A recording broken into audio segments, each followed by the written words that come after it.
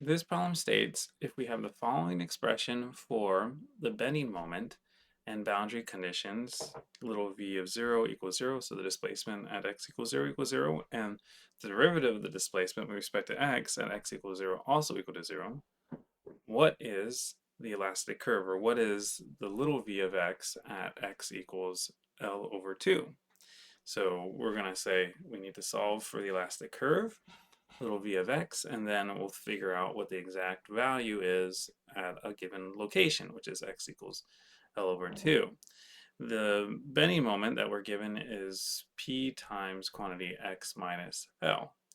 Now, this problem is one where we're just introducing the idea of how to take two integrals and use appropriate boundary conditions to create the elastic curve.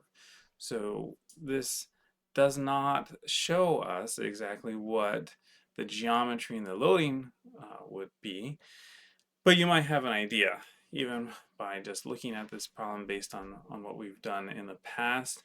This is essentially going to be a cantilever beam with, let's see here.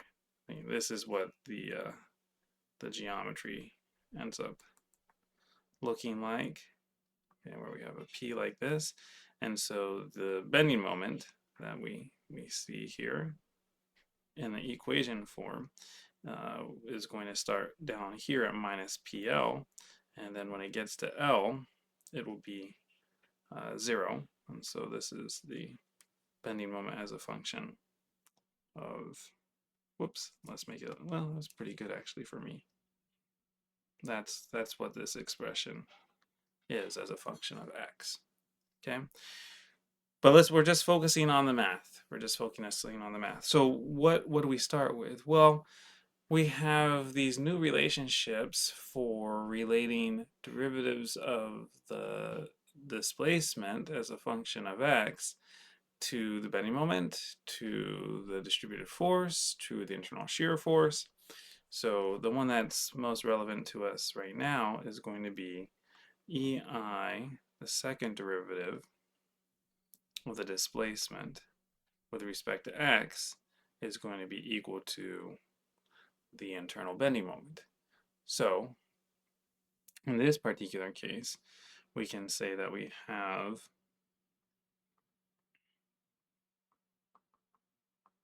and sometimes you'll see it written kind of like this. What is m? Well, this is going to be p times quantity x minus L. And so we'll go ahead and we'll integrate so that we get,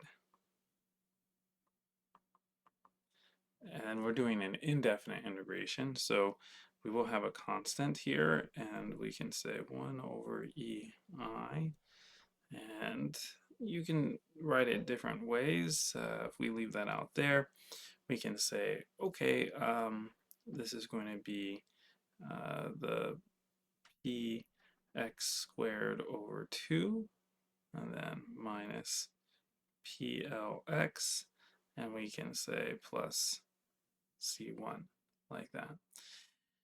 And then we look and see, okay, which boundary condition is appropriate here? Well, this one right here, the derivative of the displacement at x equals 0 is going to be equal to 0.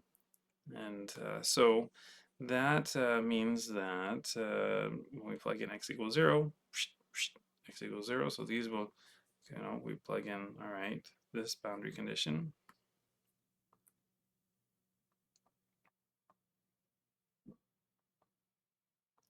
Equal to 0. Okay, that means that this quantity will go to 0, this quantity will go to 0. So that just means that C1 has to be equal to 0. Okay. Now we'll go ahead and we'll proceed to the next integral, and we'll say, maybe we'll change colors again. Yeah, why not? There we go. We'll say that we have little v is equal to 1 over EI and this quantity.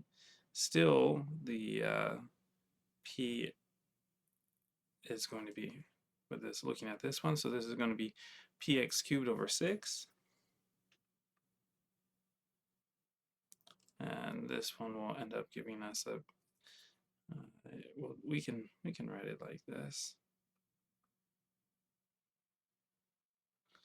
And C1 is equal to 0, so we don't need to worry about integrating that, and we'll call this C2. And we can now see that the appropriate boundary condition for us to figure out what C2 would be this one right here. And we'll say that plug in or use here to solve for C2, which means that C2 will just be equal to 0. And so the resulting elastic curve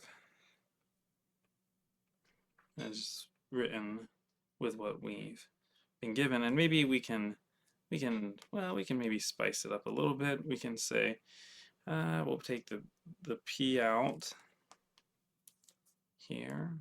We can put a 6 under here, so this is not. You could also take out the x squared if we wanted, but we'll just go ahead and leave it as x cubed, and so this will be minus 3lx squared, just like that. And now we want to plug in x equals L over 2, so we can say the little v at L over 2 is going to be what? Well, L over 2 cubed, that would give us L cubed over 8, and this one, so let's just write it out, P over, so this is going to be L cubed over 8, and then minus, well, we have L times L squared, so over 4, so it'll be minus 3/4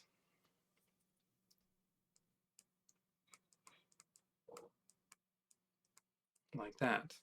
Okay, so that'd be 2, or we can say 6 minus 6/4. I'm sorry, 6/8 right here. So that will give us